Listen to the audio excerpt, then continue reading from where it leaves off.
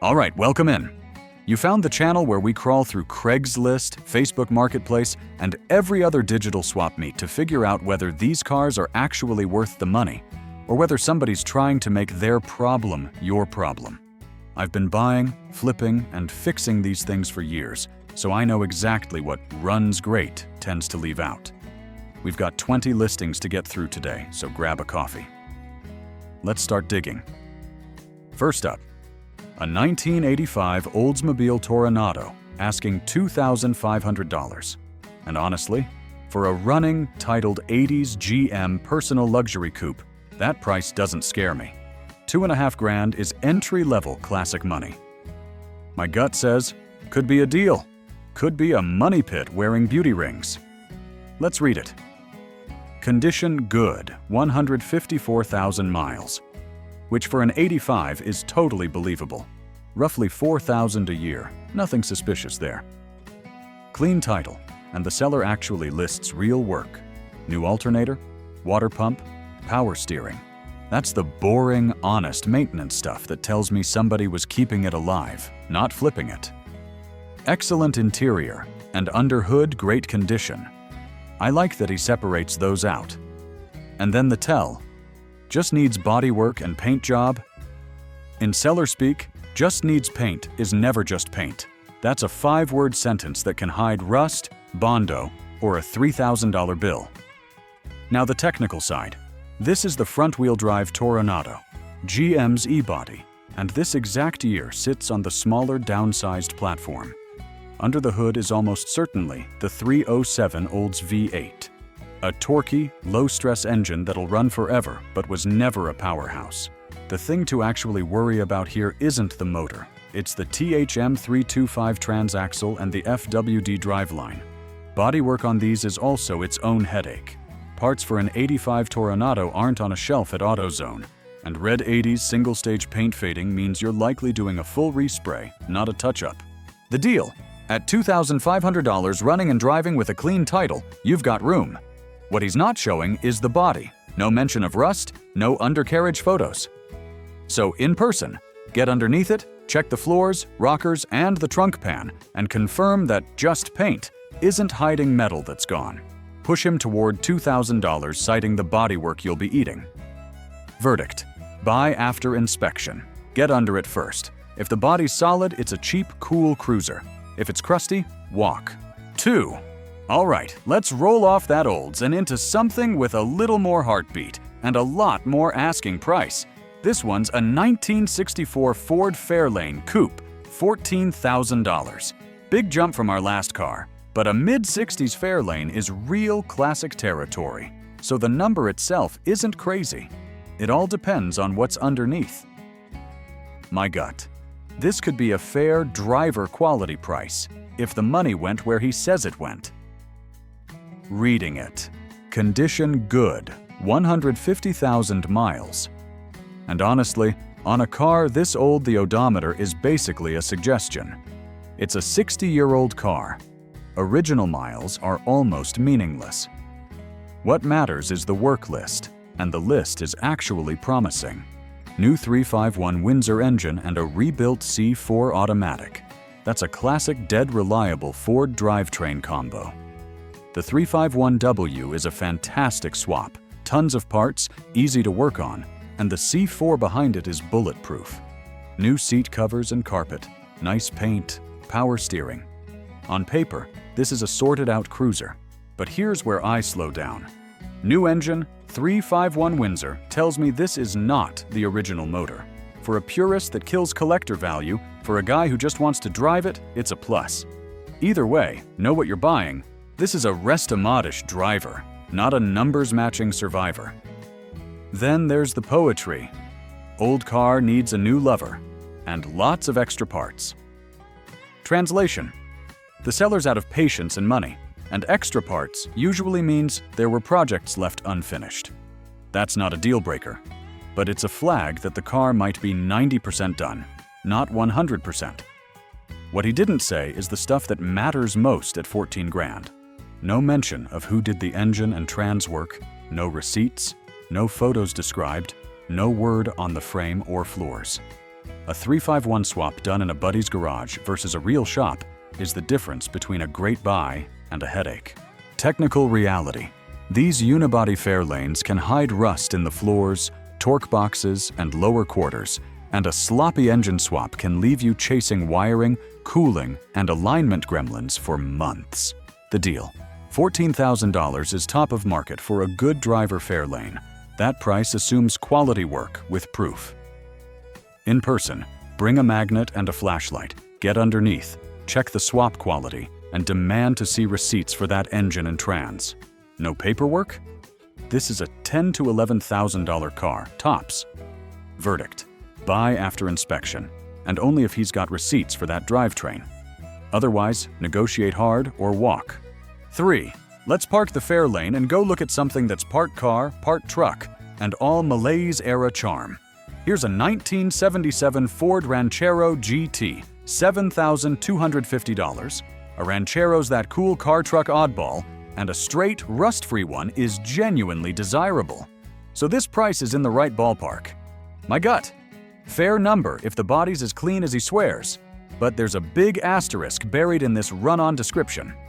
Let me translate this wall of text, because it's actually loaded with info. The good stuff. No rust, no rot, no patch panels, very straight body.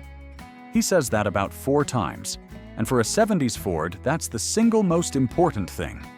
It's got AC, the 351 Windsor, and a C6 automatic. Again, that stone-reliable Ford combo we just talked about. Brougham interior, original uncracked seats, new carpet and headliner, driver-quality paint. On paper, a solid survivor. Now the part you cannot skim past. Car has been sitting about 25 years. That's the whole ball game. 3 years ago, he put in a new fuel tank, lines, plugs, and wires, and it started right up. Good. But then, the honest kicker. Will run and drive, but will need trailered, and probably needs going over to be interstate ready. Translation. This thing is not roadworthy yet. Tires look good, but are 25 plus years old. That's not a look-good situation. Those are hard as hockey pucks and dangerous over 40 miles per hour.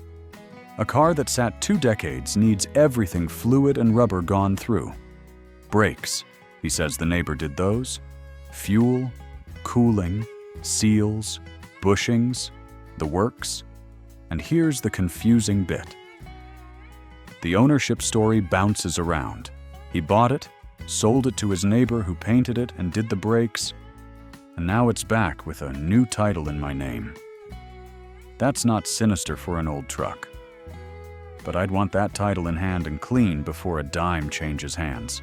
He also mentions a half-trade for vehicles pre-1965. So he's flexible, which tells me there's negotiating room. The deal: $7,250 for a rust-free, number-solid Ranchero GT is reasonable. But you're buying a trailer-at-home project, not a driver. Budget $1,500 to $2,500 for tires, brakes full go-through, and recommissioning before it's safe on the interstate.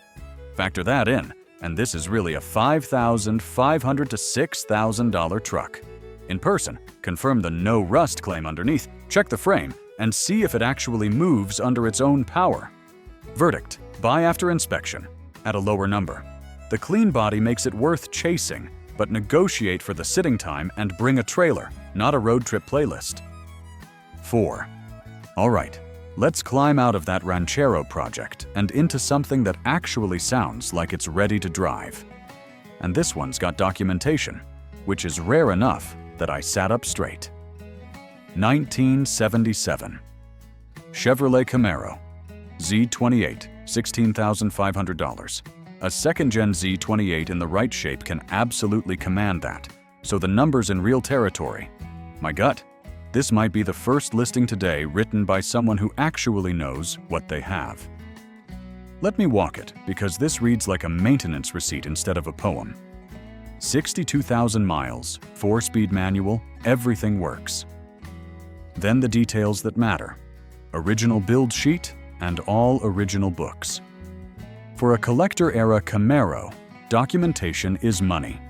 It's the difference between sure it's a Z28 and provably a Z28.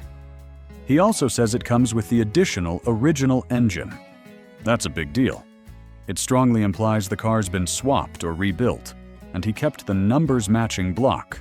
Good for value, but ask directly, what's in it now versus the original that's sitting on a pallet? The service list is legit and specific.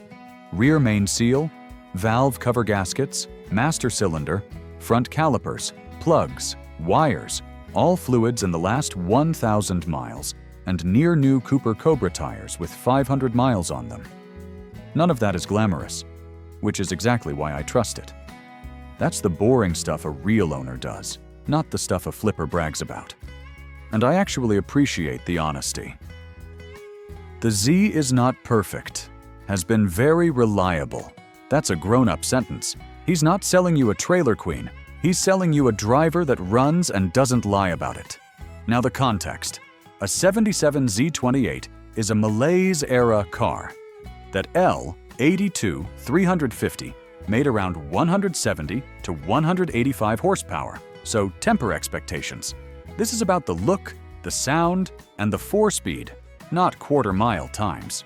Known watch points on these: floor pans, rear frame rails, and the cowl for rust, plus the usual second-gen weather strip and wiring quirks.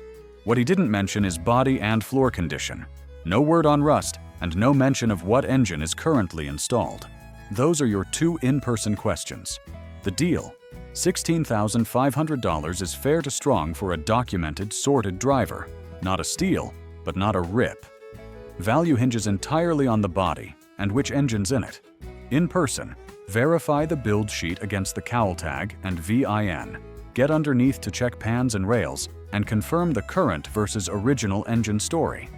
If it all lines up, there's maybe a little wiggle to $15,000 on a cash, no drama sale, which is exactly what he's asking for. Verdict: buy after inspection. This is one of the cleaner, more honest listings we've seen today. Verify the documents and the floors, and it's a keeper. 5. Let's ease out of that Camaro and go look at a first-year Torino. And this one's written like a guy who's proud of his car and not hiding much. 1968. Ford Torino, $14,000. First-year Torino, clean running driver, yeah.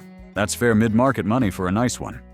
My gut, reasonable price, and the description gives me the two words I care most about at 14 grand. Have receipts. Let's read it. Prime example of the first year of Torino production.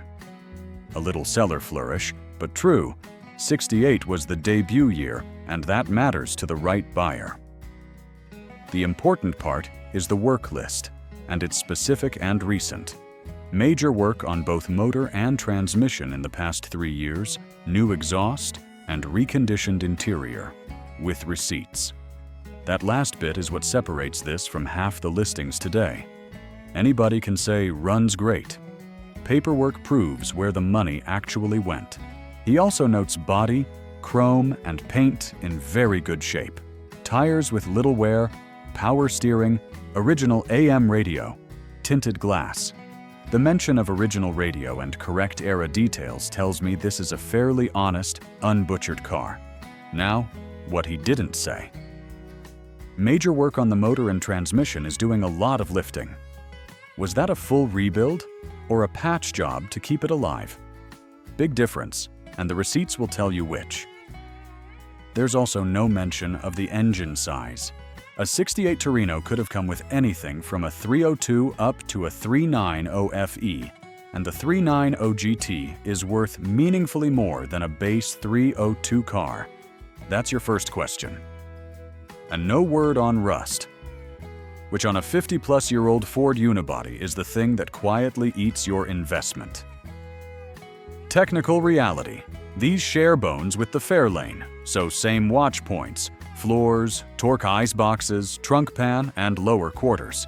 The FE engines, 390/428, are strong, but the interior and trim parts are getting scarce, so reconditioned interior with receipts is genuinely valuable. The deal: $14,000 is a fair ask for a documented driver in very good shape. Not a bargain, not a gouge. The value swings on which engine it has and how clean the body is underneath. In person, read every receipt, confirm the engine, and get under it with a flashlight to check the floors and torque boxes. Make a decent offer tells me there's a little flex. I'd walk in around $12,500 and see where he lands. Verdict: buy after inspection. Receipts plus an honest description make this a legit driver. Just confirm the engine and the floors before you hand over the money. 6. All right, let's step off the muscle car path and into something completely different. This one isn't fast, isn't flashy, and that's exactly the point. 1982, Ford LTD four-door sedan, $15,000. Now, an early 80s Malaise-era grandpa sedan for 15 grand should make you laugh out loud. Except for one number that changes everything: 6,875 original miles. My gut goes from what to, oh, okay, that's a museum piece. This isn't a used car, it's a survivor. Let me read it because this is a dealer listing and it's buttoned up tight. 6,800 original miles, built in Oakville, Ontario, sold new in Redford, Michigan in May '82, and crucially, a Marty report included. For you non-Ford people, a Marty report is the gold standard of documentation. It pulls the factory records and confirms exactly how the car was built and optioned. When a seller includes a Marty report, they're not guessing. The provenance is locked. That's what justifies talking about a base model LTD like it's a collectible. The spec sheet is pure early 80s honesty. 302 V8, automatic overdrive, midnight blue metallic, flight bench seat, 3.08 axle, AC, and then manual windows, manual locks, and an AM-only radio. That's a deliberately basic car that somebody bought, barely drove, and stored. Everything here is consistent with a true time capsule. Now the technical reality, because this is a very different kind of buy. This is a Panther platform Fox-era LTD. The 302 and AOD are dead reliable. But here's the catch nobody warns you about. A car that sat for 40 years has 40-year-old rubber, seals, brake lines, fuel lines, and tires. Low miles don't mean low risk. Everything rubber and fluid degrades sitting still. The original tires on this thing are display only. Period. What the dealer didn't say, and this is the honest flag, is whether it's been mechanically recommissioned. Drives excellent from a dealer with it sitting in a climate-controlled showroom could mean it was gone through, or it could mean it fired up and rolled onto the lot. That's your key question. The deal. This is a niche collectible, so value is set by what a time capsule hunter will pay, not by NADA. 15 grand is a strong dealer ask. Retail plus. What it should trade at depends entirely on whether the fluids, brakes, and fuel system have been serviced. In person, verify the Marty against the VIN. Ask point blank what's been recommissioned, and treat the tires and lines as replace on arrival. As a dealer with fixed hours, expect less haggle room, but I'd still push toward $12,000 to $13,000. Verdict: buy after inspection, if you're the right buyer. This isn't an investment flip or a daily. It's a preservation class oddball for someone who wants a 6,800-mile base LTD. If that's you, verify the docs and the recommissioning and enjoy the unicorn. If you want something to actually drive hard, run. 7. Let's roll out of that showroom and back into the real world, where cars have door dings, faded paint, and an owner who tells you the truth, whether you like it or not. 1977, Ford LTD2. $7,500. An LTD2 is a mid-70s midsize that shares DNA with the Torino and Ranchero we've already seen. Not a hot collectible, more of a cruiser. My gut on the price. A bit ambitious for what's essentially a driver. But let's see what the honesty buys him. And credit where it's due. This is one of the most honest listings today. Health issues are making me sell. Reads as genuine, not a sob story hook. Then he just tells you everything. The engine story is the headline. It was a 351M. Now it's a 1971 400 with a Holley 750, backed by a C4. Okay, so it's an FE era. Wait, no, this is the 335 Series 400, the big brother to the 351M. So the swap is period correct and sensible. But here's the flag he hands you himself. A C car, but everything is missing under the hood. Translation. The AC exists in theory only. All the compressor and lines are gone. During an engine swap, AC is usually the first thing to disappear. So don't buy this expecting cold air. The rest is refreshingly plain. New American racing wheels and Cooper Cobra tires. $1,500 spent, under 300 miles. Real, recent, verifiable money. Interior with no rips, no dash cracks. Good. And then the rust confession. Next to no rust, just a little around the rear wheel well and the inside bottom of the doors. That's exactly where these Ford midsize rot, so it's believable, and he's not hiding it. Looks great from 20 feet. Paint is faded but probably will buff up. Stripes have cracks. One small dent. That's a man describing a driver-quality car with zero varnish. I trust every word. Technical reality. The 400 is a low-revving torque motor, thirsty and not a powerhouse, but reliable. The rust he mentions is the tip you check. Where there's a little in the wheel wells and door bottoms, there's often more in the floors and trunk. And that missing AC is real money to make functional again if you care. The deal. Here's my problem. At $7,500, an LTD2 with no working AC, faded paint, cracked stripes, minor rust, and a non-original engine is priced like a sorted car when it's a solid driver. The fresh $1,500 in wheels and tires is the strongest thing going for it. Realistically, this is a $5,000 to $5,500 car. In person, get under it to see how far the rust really goes and confirm the swap was done cleanly. Cooling, wiring, carb tune. Verdict: buy after inspection, but only around $5,000. It's an honest car from an honest seller, just priced about $2,000 over what it is. Use his own list to negotiate. 8. Let's drop the LTD2 and go put the top down. Finally, a convertible in the mix. 1965 Oldsmobile Cutlass convertible, $6,000. A mid-60s Cutlass ragtop for $6,000? That's cheap classic convertible money right out of the gate. My gut says there's a reason it's that affordable, and the seller actually flagged it himself with one word: condition fair. Let's read it. The mechanical list is genuinely good and specific. 330 V8, freshly rebuilt 2-speed automatic, disc brake conversion, new cooling system, new battery, new tires, and over $10,000 of work with receipts.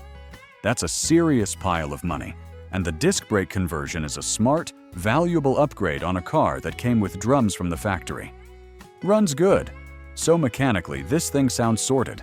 Somebody dumped real cash into making it drive right. Now here's the whole story, and it's told in the gaps. He listed $10,000 of mechanical work. Engine, trans, brakes, cooling, and said nothing about the body, paint, interior, or the top. On a convertible, that silence is loud. When a seller lists every mechanical receipt and goes quiet on the body, it usually means the money went under the car because the outside still needs everything. Pair that with condition, fair, and odometer rolled over, and the picture forms. This is a mechanically strong car wearing a rough body. Rust, faded paint, a tired or torn convertible top. That's my bet until proven otherwise. Technical reality. The 330 is a solid, torquey, small Olds V8, and a fresh trans and disc brakes mean the expensive drivability stuff is done. That's actually the best money to have already spent. But convertibles hide rust in the worst places: floor pans, the trunk drop-offs, and especially the frame rails, because open cars flex and collect water. And a replacement top is $500 to $1,000 plus installed. The stuff that's left to do here is bodywork and trim, which is exactly where old car budgets go to die. The deal: With $10,000 in receipts already in it, $6,000 is a fair, even good. Ask if the body is solid and just cosmetically tired. If it's rusty underneath, that changes everything. In person, this is a get-it-on-a-lift car. Check the frame rails, floors, and trunk pan hard. Inspect the top and its frame, and read those receipts to confirm the work is recent and real. Verdict: buy after inspection. Frame and floors decide it. Mechanically, it's the best sorted cheap convertible we've seen today. If the body's solid, $6,000 is a steal for a running, stopping 65 Cutlass ragtop. If the frame's crusty, that fair becomes a project, and you walk. 9. Let's shut the door on that Cutlass and go look at what happens when an owner actually loves a car. Because this listing is a different species from most of what we scroll past. 1977. Pontiac Firebird, $19,500. Second-gen Firebird, right in the smoky and the bandit era, and that's real collector money. My gut, nearly $20,000 is a big number for a base 77 Firebird. But this isn't a base story. This is a documented original owner survivor, and that changes the math. Let me read it, because this is what a great listing looks like. Documented original owner, bought new in December 1976 from Nelson Pontiac, with all original paperwork including the temporary registration from delivery. That's about as ironclad as provenance gets. One owner, papers back to day one. 11,785 miles, which for a nearly 50-year-old car is jaw-dropping low, and the ownership story makes it believable rather than suspicious. Then the work list. And I mean, look at that thing. It's not runs great. It's 24 line items. Shocks, A-arm bushings, full brake system front and rear, leaf springs, harmonic balancer, master cylinder, radiator, rebuilt carb, serpentine kit, blower motor, all dated September 2024 with receipts. That's a full mechanical recommissioning. Exactly what a low-mile car that sat needs. He addressed the thing I warn about on every time capsule car. Old rubber, brakes, and fuel lines. He did all of it. That's an owner who gets it. Now let me be the buyer's brain here, because at $19,500 you push on the details. The engine is a 350 with a turbo 350 trans. Solid. But note, it's not a big cube 400 or a Trans Am, so this is a nicely optioned Firebird, not a numbers-heavy TA, and value should reflect that. The paint's about 15 years old.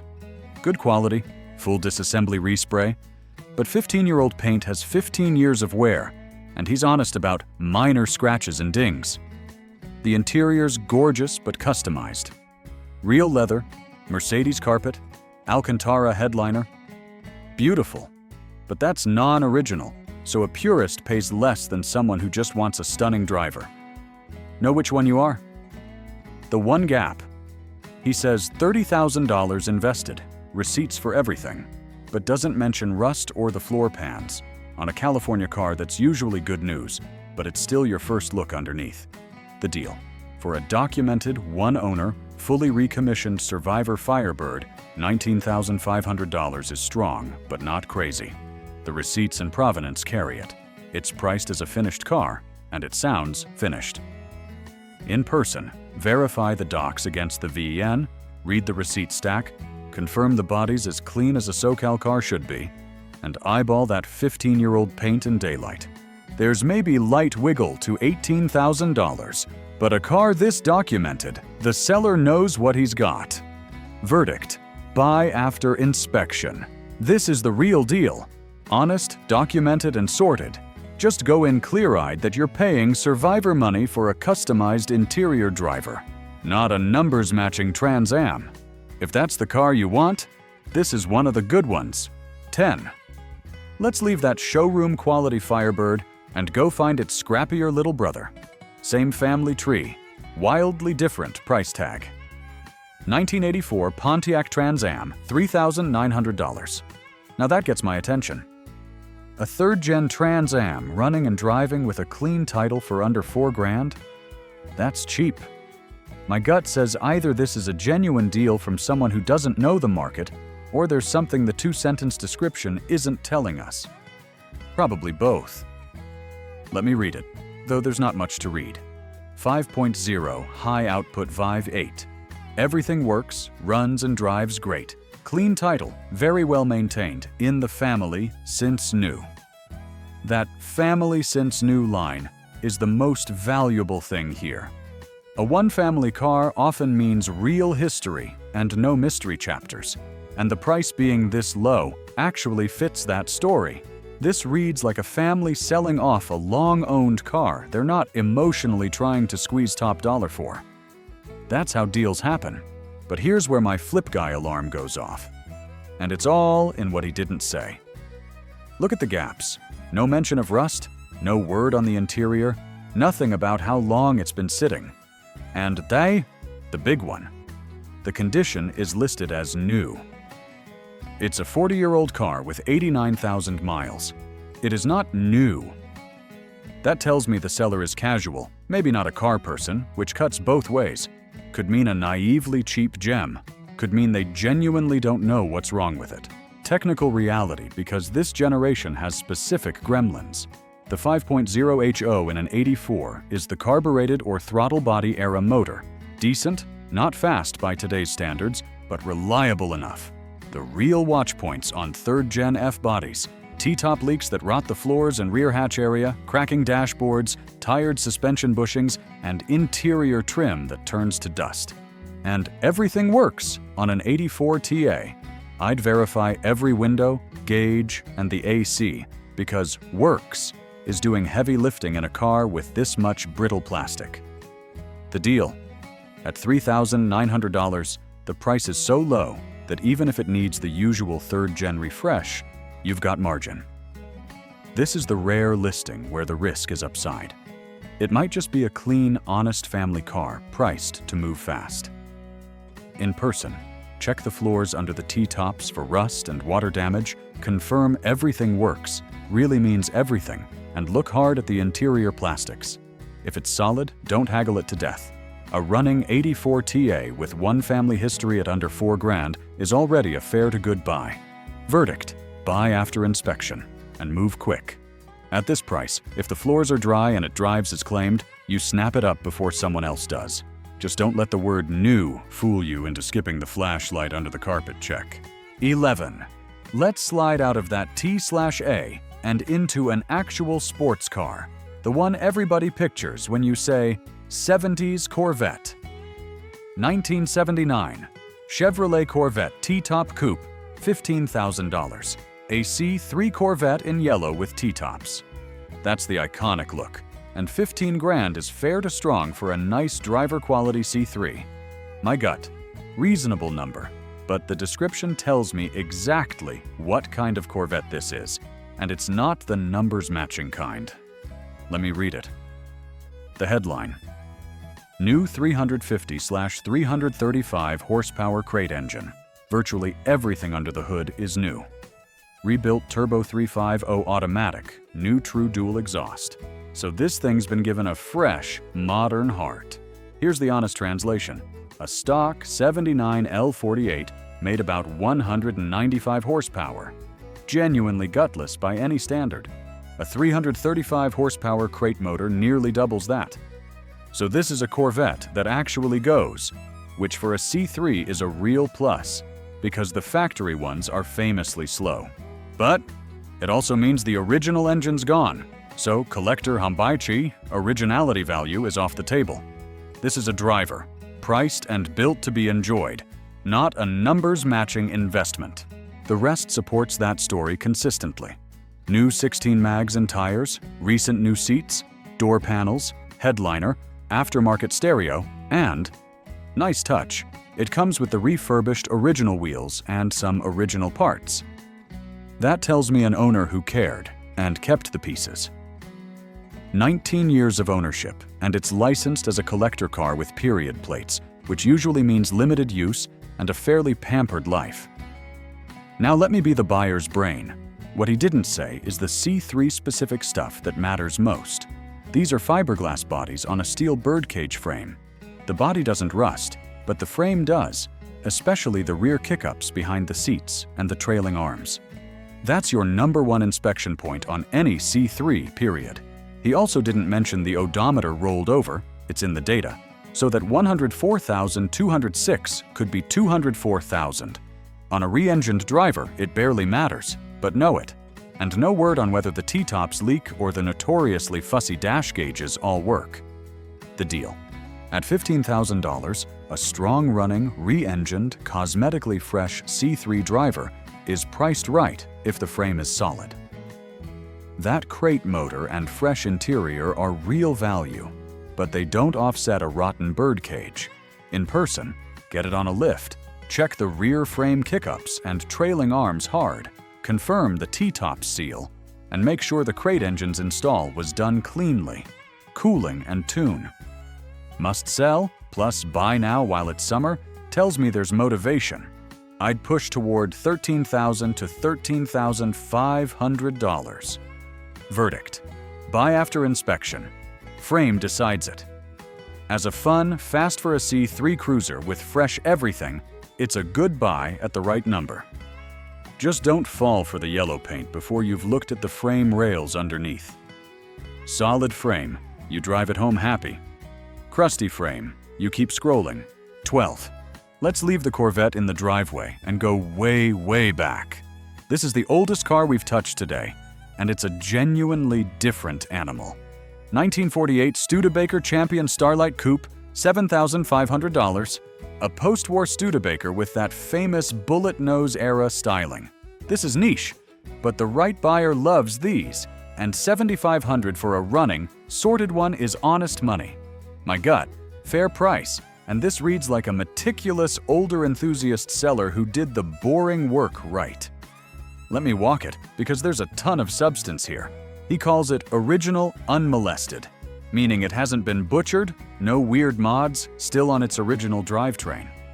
The 169.9 cubic inch flathead 6 with a 3-speed manual and overdrive. That's the correct, sensible Champion setup, and overdrive is a genuine bonus that makes these actually pleasant at modern speeds. Original paint and body, very good. Chrome and stainless, very good. For a 78-year-old car, original and good is exactly what you want to hear. Now the recommissioning list, and this is what separates a real seller from a dreamer.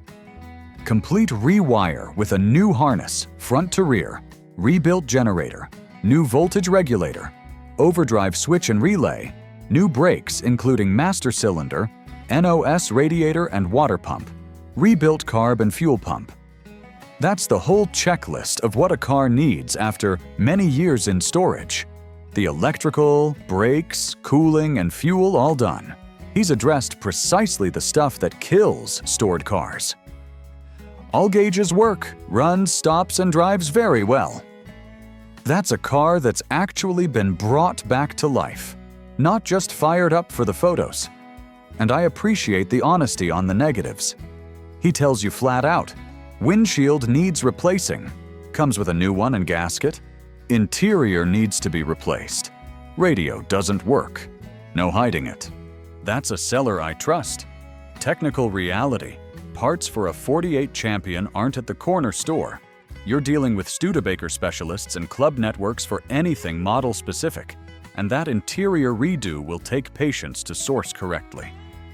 But the Flathead 6 is simple, durable, and easy to work on, and being an original California non-OP car with no rust is the single best structural news you can get on something this age. The deal: the expensive, tedious mechanical recommissioning is already done here. That's thousands in labor and NOS parts you're not paying to do yourself. At $7,500, you're mostly buying past the hard part and inheriting an interior job and a windshield swap. That's a fair-to-good deal for a rust-free, running, overdrive-equipped Starlight Coupe. In person, confirm the no-rust claim underneath, verify the overdrive engages as described, and factor $1,500 to $3,000 for interior work into your plan. It's cash only, so bring a clean offer. I'd try $6,800, but there's not a lot of fat here. Verdict: buy after inspection. This is an honest, well-recommissioned survivor from a seller who did the unglamorous work right. If the body's as clean as a California car should be, and you don't mind the niche parts hunt, it's a solid buy. Just budget for that interior and enjoy a piece of American history that'll actually cruise down the highway. 13. Let's set the Studebaker down gently and hop across the pond. Our first British car of the day. And it's a good-looking one. 1970 MGB GT, $8,000. The MGB GT is that little Pininfarina-styled fastback hardtop, the practical coupe version of the MGB Roadster. And in British racing green, it's a genuinely handsome car. My gut. For a running, sorted early chrome bumper GT, $8,000 is right in the fair market pocket. Not a steal, not a gouge. Let me read it, though it's short, so we're reading between the lines as much as the lines themselves. The good stuff first. 1970 means it's a chrome bumper car, which is what collectors want. The later 74 on cars got those big federal rubber bumpers and a jacked-up ride height that hurt both looks and value. He also says split bumper, wire wheels, British racing green, all the desirable, right-era details. Then the mechanical claims, fully rebuilt engine with low miles on it, new brakes, serviced rear differential. If those are real, that's exactly the drivetrain refresh you want on a 55-year-old British car. Now here's where my flip guy brain kicks in, because this listing is thin and the gaps matter. No receipts mentioned for that fully rebuilt engine, and rebuilt with no paperwork is a phrase I've been burned by before. Rebuilt by a proper shop? Or rebuilt? Meaning a buddy slapped new gaskets on it. Big difference. And the giant unspoken issue with any MGB. Rust. He says nothing about the body's structure, and these cars are notorious rotters. Sills, rocker panels, floors, front fenders, and the battery boxes behind the seats all dissolve, and sills are structural on a unibody MGB. A rusty B can cost more to fix than the car's worth. No word on it here is a flag, not a clearing. Technical reality. The 1.8 B Series engine and 4-speed are simple and fixable. Parts are cheap and everywhere thanks to Moss Motors and a huge club scene. That's the joy of these cars. The headaches are the Lucas Electrics, nicknamed Prince of Darkness for a reason. The SU carbs needing tuning, and those wire wheels, which need their splines and knockoffs checked for wear. Excellent condition is the seller's word. I'd verify it. The deal. At $8,000 firm, and he's clearly firm. No less, I'll keep it otherwise. You're paying fair money, so you need the car to be fair money nice. That price only works if the sills and floors are solid, and that rebuild is real. In person, this is a get-under-it car. Check the sills, floors, fender bottoms, and battery boxes hard. Ask for engine rebuild receipts, run it through the gears, and check the wire wheels for play. Since he won't budge on price, your leverage isn't negotiation, it's walking if the rust or the paperwork isn't there. Verdict: buy after inspection. No wiggle, so make the inspection count. A solid, rust-free chrome bumper GT with a genuine rebuild is worth $8,000 all day. But with a listing this thin and a seller this firm, you verify the sills and the rebuild in person, or you take him up on his offer to keep it. Solid car. It's a lovely cheap classic. Rusty sills or a mystery rebuild, you walk without a second thought. 14. Let's roll out of the British racing green and back to good old American iron. Small, simple, and honest. 1964. Ford Falcon Futura 2-door, $5,800. A compact early 60s Falcon. The economical little Ford that later donated its bones to the Mustang. For a running, stock Survivor 2-door, $5,800 is fair. Affordable classic money. My gut. No sticker shock here. And this reads like a straightforward, no-drama listing. Let me walk it. The mechanical setup is exactly what you'd expect and want. 200 cubic inch 6 with an automatic. That's the workhorse Falcon drivetrain. Dead simple, dead reliable, and about as easy to work on as an engine gets. Runs and drives perfectly. He calls it a Survivor. All stock inside and out. Original paint and upholstery. That's a meaningful claim. An original, unmolested car is worth more to the right buyer than a repainted, redone one if the originality is genuine and presentable. Original paint that's held up on a 64 is a real find. Radio works, heater works well. Small stuff, but it tells me the car's complete and functional, not a stripped project. Now, the honest read. The description is short and pleasant, but light on the specifics I'd want to verify. He says no notable dents or rust. And on a Survivor, that's the whole ballgame. But no notable rust is softer than no rust. So that word notable is where I'd poke. These early Falcons rot in the floors, lower fenders, cowl, the vent area under the windshield, a classic Falcon leak point, and the trunk. The cowl one especially, because it leaks onto the floors and you can't see it without looking. No mention of the undercarriage, so that's your job in person. And the charming garnered thumbs up on almost every drive. Cute and honestly believable for a clean Survivor. But it's flavor, not data. Technical reality. The 206 is bulletproof and cheap to maintain. Parts share widely with the Mustang world, so nothing's hard to find. And it's a fantastic first classic. Simple enough to learn on. It's not fast and it's not a value rocket, but that's not why you buy a Falcon. You buy it because it's an easy, honest, likable old car.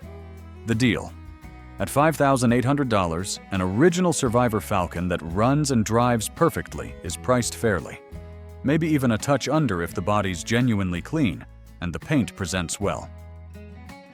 There's not a lot of margin to squeeze on an already reasonable ask, but I'd still poke at that no notable rust wording and try $5,300. In person, check the cowl, floors, and trunk for rust. Confirm the original paint is actually original and not a decent respray, and make sure it drives as advertised. Verdict. Buy after inspection. This is a clean, simple, honest entry-level classic from a seller who isn't overselling it. Verify the cowl and floors, confirm the originality, and if it checks out, it's a great little Survivor at a fair price. The kind of low-stress old car you actually drive and enjoy instead of babying in a garage. 15. Let's step off the Falcon and into something genuinely weird. And I mean that as the highest compliment. This is the oddball of the day. 1983 AMC Eagle SX/4 with a manual swap, $12,000. The AMC Eagle is the original crossover before crossover existed. A raised, full-time four-wheel drive car from the company that gave us the Gremlin and the Pacer. The SX4 is the sporty two-door fastback version, and it's the rare, collectible one. My gut, the car is genuinely cool and getting more sought after, but that price with this listing? That's a big number attached to a giant question mark. Let me read it, because the honesty here is almost funny. He straight up tells you, posting this for a family member who has not provided me with enough relevant information. He knows a manual swap was done by someone else. The car's currently running, fair to good, 135,000 miles, and, his words, unsure of any other details outside of what can be gleaned from the photos. I'll give him this. He's not lying, because he's not claiming anything. This is a car being sold by a middleman who admits he doesn't know the car. That's refreshing and terrifying in equal measure. Now the flags, and they're structural to the whole deal. First, the manual swap. The Eagle SX4 came from the factory with an automatic in most cases. A manual conversion in one of these, with the full-time four-wheel drive system, is a real piece of engineering, not a bolt-in. Done right, it's awesome and adds value. Done wrong, you've got driveline, clutch linkage, and four-wheel drive transfer case headaches on a car whose parts are already hard to find. And crucially, the seller can't tell you which it is. He can only point you to the guy who did it. Second, and this is the AMC-specific killer, parts. AMC's been dead since 1988. The Eagle's unique four-wheel drive system, viscous coupling, and transfer case are Eagle only, and body and trim parts are genuinely scarce. When something breaks, you're hunting forums, swap meets, and specialists, not ordering overnight from Rock Auto. That rarity is exactly what makes it cool and what makes it a gamble. The deal. Here's my honest problem. 12 grand is top of market money for a nice, documented Eagle SX/4, and this one comes with no documentation, no details, and an unverified drivetrain swap from a middleman seller. The price and the information level are pointing in opposite directions. He even admits it's very difficult to price, which usually means I picked an optimistic number. In person, this is a must-inspect, must-drive, must-talk to the swap guy car. Call the person who did the conversion, verify the four-wheel drive system fully engages, run all the gears, and go over the body hard. These rust in the usual unibody spots and panels are unobtainium. Verdict: buy only after a serious inspection and negotiate hard. I love the car. The SX/4 is a rising cult classic and worth chasing, but you never pay top dollar on a bottom information listing. Get the swap verified, drive it, and treat $12,000 as the ceiling, not the starting point. I'd open well under that, maybe $8,000 to $9,000, and let the inspection tell you if it climbs. Cool rig, big unknowns. Make the seller's missing homework your leverage. 16. Let's leave that oddball eagle behind and get back into mainstream 80s Americana, one of the most recognizable G-bodies out there. 1984, Chevy Monte Carlo SS, $15,500. The Monte Carlo SS is that arrow-nosed G-body icon, big NASCAR looks, T-Tops era cool, and a genuinely appreciating collector car these days.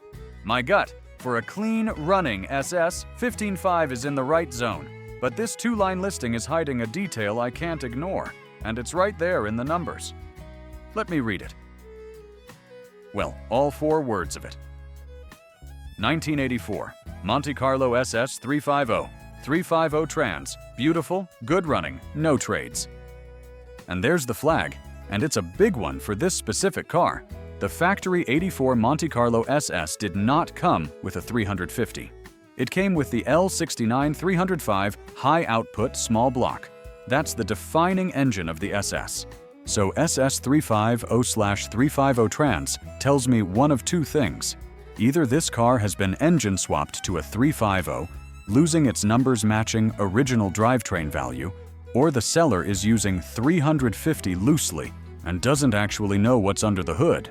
Either way, that's your very first question, and it directly affects what the car is worth. Here's why that matters so much on this model. A Monte SS commands collector money largely because of its originality and that specific L69 drivetrain. A numbers-matching, unmolested SS is a legitimately appreciating asset.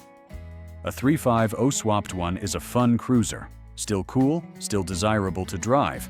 But it's a driver, and it should be priced like one, not like a survivor. At $15,500, you're paying survivor-ish money, so you need to know which car this actually is. And beyond that engine question, this listing gives you almost nothing. No word on rust, the interior, T-tops, if equipped, leaking, the condition of that arrow nose and its notoriously brittle urethane front fascia and header panel, which crack, fade, and are getting expensive to replace correctly. No receipts, no history, no mention of how original the rest of the car is. Beautiful, good running is the entire condition report, and that's thin for a 15 grand ask. Technical reality: the G-body platform is simple, tough, and endlessly supported in the aftermarket. That's the good news. The watch points are rust in the floors, trunk, and rear frame rails, the fragile nose plastics, and cracked dashes. All very checkable in person, but the sellers told you none of it. The deal: $15,500 is fair to strong for a documented, original L69 car. For a 350 swapped driver with no history, it's overpriced by a few grand. That's more like a $11,000 to $13,000 car depending on condition. The whole negotiation hinges on that engine answer. No trades tells me he wants cash and is somewhat firm, but a thin listing gives you leverage. In person, pop the hood and identify the engine immediately. Check the block casting and VIN matching. Get underneath for frame and floor rust, and inspect that front fascia closely.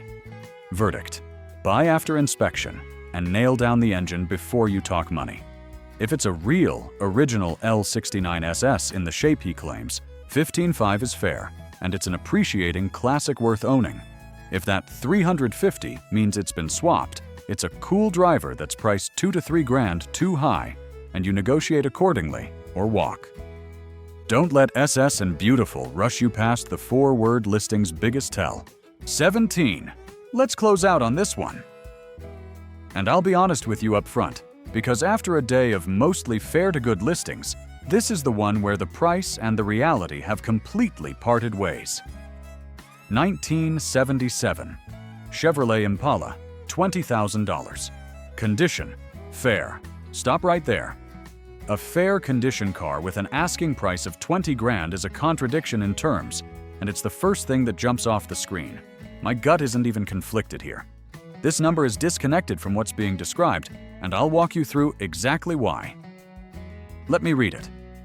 This is a 1977 Impala full-size sedan. A downsized second-year B-body 4-door. Straightforward, common, well-supported car. Now the seller's own words. All original seats, original dash. AW speaker system/iPod input. Security system that needs an update and a battery. Then the honest part. I don't have the time/funds for upkeep. She starts and has a brand new starter, although she will need some fixes to become a daily commuter. For sale as is. Read that carefully, because the seller is telling you the truth, even while asking a fantasy price. Translated: it runs, but it's not roadworthy, needs unspecified fixes, is sold as is, condition fair. That is the description of a driver project 4-door sedan. And here's the market reality you cannot get around. A 1977 Impala 4-door sedan is one of the most common, least collectible body styles of the era. The desirable, valuable versions of this platform are the 2-door coupes and the wagons, not the 4-door.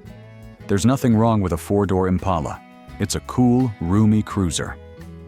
But it is a $4,000 to $8,000 car in good driving shape, and this one is described as fair and needing work. The other flag, cylinders, other, on a 77 Impala that should be a small block V8 or the base 6. Other tells me either it's been engine swapped or the seller doesn't know what's in it. And on a car this age at this price, an unknown engine is a question you answer before anything else, not after. So where's the value story? Honestly, I can't find one that supports $20,000. There are no receipts, no rust disclosure, no mention of the floors, trunk, or frame, no engine clarity, and the condition is self-described as fair. The one genuinely nice note is the original seats and dash. An unmolested interior has value to the right buyer. But original trim on a common 4-door doesn't move a $6,000 car to a $20,000 car. Nothing here does. Technical reality. The B-body is simple, tough, cheap to fix, and endlessly supported. That's the good news, and it's why need some fixes isn't scary mechanically. The watch points are the usual. Floors, trunk pan, lower quarters, and frame rust, plus that mystery engine and the as-is fixes he won't specify. All checkable in person. But you shouldn't have to spend 20 grand to find out. The deal. This is the one listing today where my advice isn't buy after inspection. The price is roughly 3 times what the car appears to be worth. A fair condition, runs but needs work, common 4-door 77 Impala with an unknown engine is realistically a $5,000 to $7,000 car, maybe $8,000 if the body's shockingly clean and that other engine turns out to be something desirable and well done. The $20,000 OBO, and that OBO is doing Herculean lifting, tells me the seller either has huge emotional attachment or picked a number out of the air. Verdict: pass, unless the price collapses. I don't say that often, but the ask is so far above the market for a fair condition common 4-door that it's not worth chasing at anything near $20,000. If you genuinely love this specific car, the only way it makes sense is to go look, identify that other engine, check the floors and frame, and make an offer grounded in reality. think $6,000 to $7,000, and see if the OBO is real. If he's anywhere near firm on 20, thank him for his time and keep scrolling. Some deals you inspect. This one, you correct the price first, or you walk. 18. Let's wrap up the day with this one. And it's a fitting closer because it's got a genuinely interesting engine, a solid work list, and one word in the data that changes the entire conversation. 1963. Buick Skylark, $7,000. An early 60s Skylark coupe, and here's the enthusiast catch that makes it special. That 215 cubic inch aluminum V8. That's a legitimately cool, historic engine. An all-aluminum small block from an era when nobody was doing that. And the very design GM later sold to Rover, where it lived on for decades in British cars. So this isn't a boring Grandpa Buick. There's real engineering pedigree under the hood. But before we get excited, look at the title. Salvage. We have to start there. Let me read the whole thing, because mechanically this listing is strong. The work list is specific, and it's all the right stuff. New tires, brakes, rotors, shocks, all rubber suspension bushings, idle arm rebuild, steering column rebuild, complete tune-up, new windshield, new carpet and interior, and have all receipts. That's an excellent recommissioning list. Whoever did this went through the whole car's wear items, suspension, brakes, steering, the works, and kept the paperwork. Solid body, suspension, and brakes. As a running, sorted daily driver, this reads like an honest, well-maintained car. Now the two flags, and they're linked. First, that salvage title. A salvage title means at some point an insurance company declared this car a total loss, usually a wreck, sometimes flood or theft recovery. It's not automatically a deal breaker on a cheap driver, but it does three things. It caps the car's value. A salvage car is worth meaningfully less than a clean title equivalent, often 20 to 40% less. It can complicate insurance and financing, and it means you must find out what happened. Your number one in-person question: what was the damage that totaled it, and was it repaired properly? Get that story, and ideally see it documented. Second, and it's honestly refreshing that he says it, rat rod style. That tells you this is not a shiny restored show car. It's an intentionally rough around the edges, patinaed driver, which is completely consistent with the salvage title and the $7,000 price. He's not hiding it. He's telling you exactly what kind of car this is. I respect that. Technical reality: the 215 aluminum V8 is a gem, but has its own quirks, aluminum-era cooling and corrosion concerns, and it can be a bit particular, though it's a strong, revvy little engine when sorted. Parts overlap with the Buick/old/Pontiac aluminum V8 crowd and the Rover world, so support exists, but it's a specialist engine, not a corner store crate motor. And on any 63 GM body, still check the floors, trunk, and lower quarters for rust, regardless of the solid body claim. Especially given the salvage history. The deal: here's how it nets out. For a clean title 63 Skylark driver with this work list, $7,000 would be fair to good. But the salvage title pulls the fair value down. Realistically, this should be a $4,500 to $5,500 car, given the branded title and rat rod, red cosmetically rough, presentation, even with the great mechanical list and receipts. The recommissioning is real value, and I'd credit him for it. But a salvage title is a permanent discount that follows the car forever, including when you go to sell it.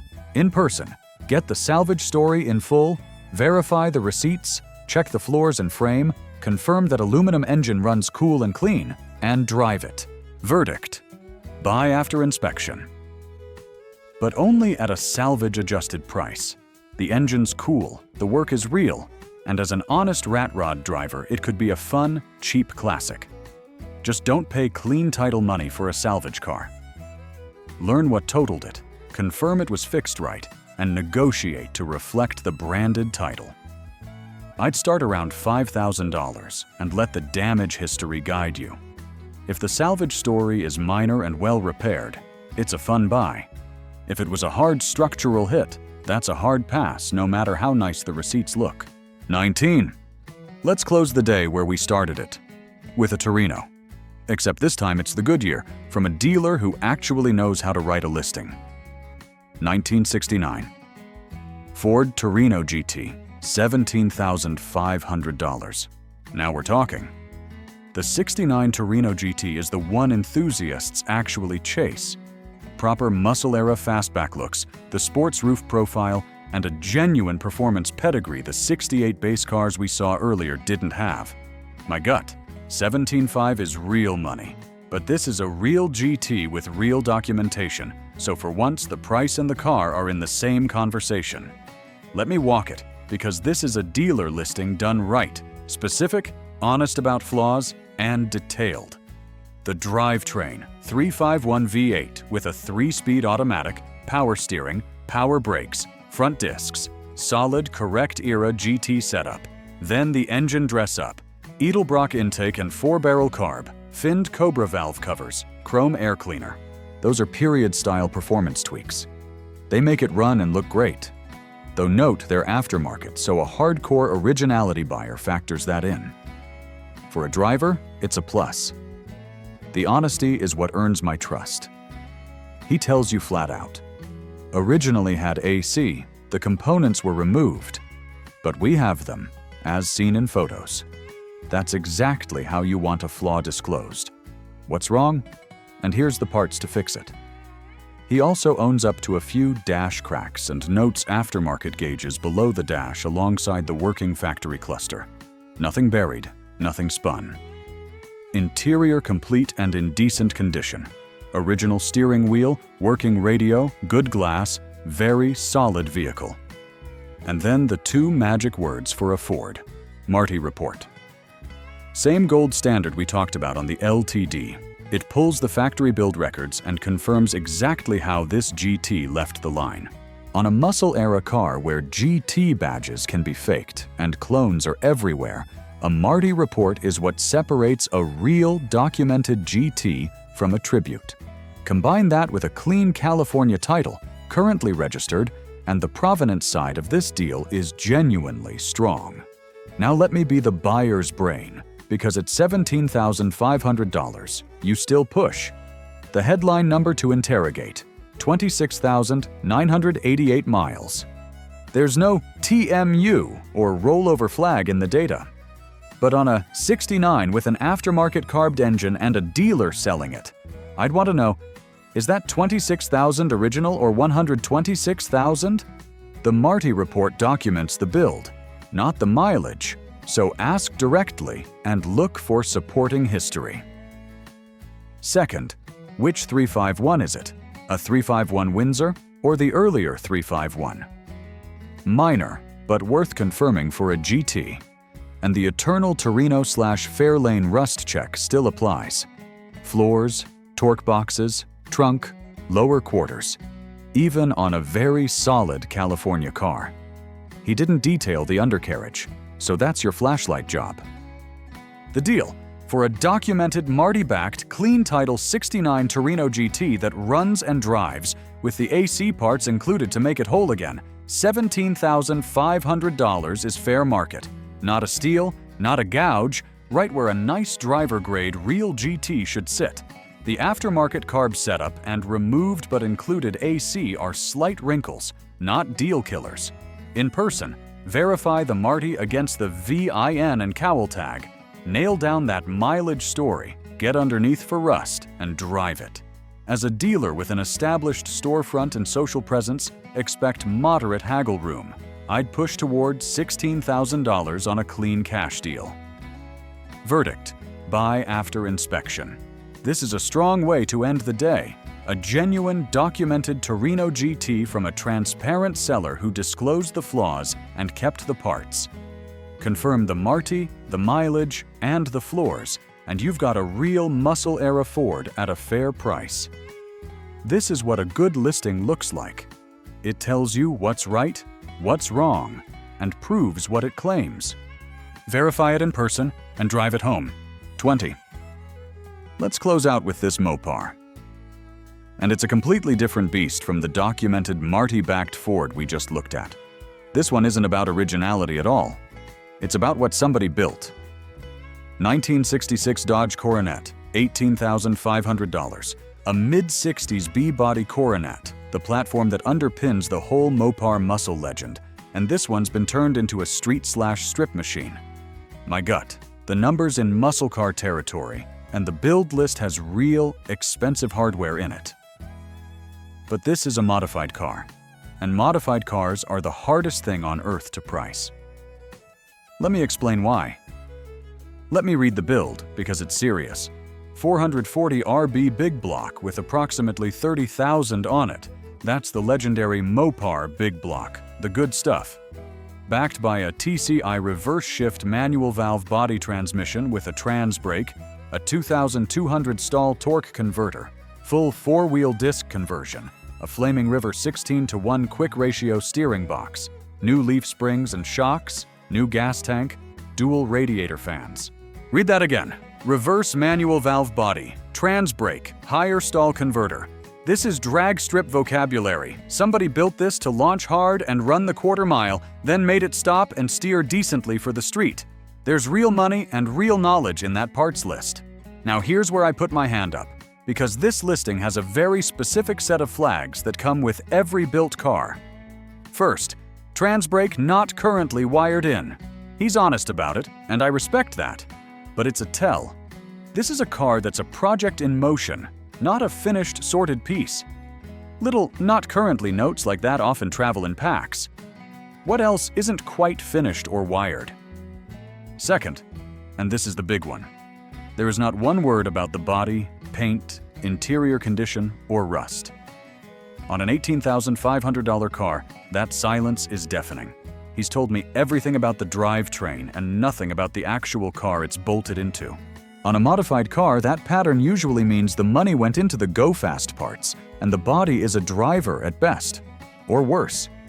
The 30,000 miles in the data is almost meaningless here. That's likely the engine build, not the car, and there's no way to document it. Third, the extra 440 block and heads can be worked into the deal. Spare parts are nice, but a spare block also quietly tells you these engines get used hard. It's a drag motor sweetener, not a value anchor. Technical reality. Mechanically, the good news is huge. The 440 and B-body platform are gloriously well supported. Parts are everywhere, and this build uses quality name brand pieces. TCI, Flaming River. But a trans brake and reverse manual valve body make this a temperamental street car. It's built to be driven aggressively, not to putter to the grocery store, and that narrows your buyer pool. And the eternal B-body rust check absolutely applies.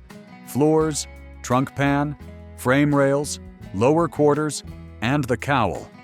None of which he mentioned. Here's the honest truth about buying a built car, and it's the whole ball game. You almost never recover what the builder spent. He might have $30,000 to $40,000 in receipts in this thing, and it doesn't matter. Modified cars sell for what the market will pay, not what was invested, because your taste in mods isn't the next guy's. A trans brake car is worth a fortune to a drag racer and a liability to someone who wanted a clean cruiser. The deal, at $18,500 OBO, whether this is fair depends entirely on two things he didn't tell you: the body/rust condition and the quality of the build's execution. If it's a solid, rust-free body with a professionally done, sorted drivetrain, it's arguably fair to good money for the hardware involved. If the body's rough and the wiring's half-finished, which trans brake not wired in hints at, it's a $12,000 to $14,000 car wearing an $18,500 ask. That OBO tells me he knows there's negotiating room. In person, this is a thorough inspection. Get it on a lift for the floors, trunk, and frame. Verify every system actually works. Ask what's finished versus in progress. And drive it, because a trans brake/manual valve body car either drives right or it very much doesn't. Verdict: buy after inspection, and inspect this one harder than most. The parts list is legit, and there's real value in that 440 build if it's done right. But you're buying a modified street/strip car with zero body disclosure, so the whole deal lives or dies on what you find in person.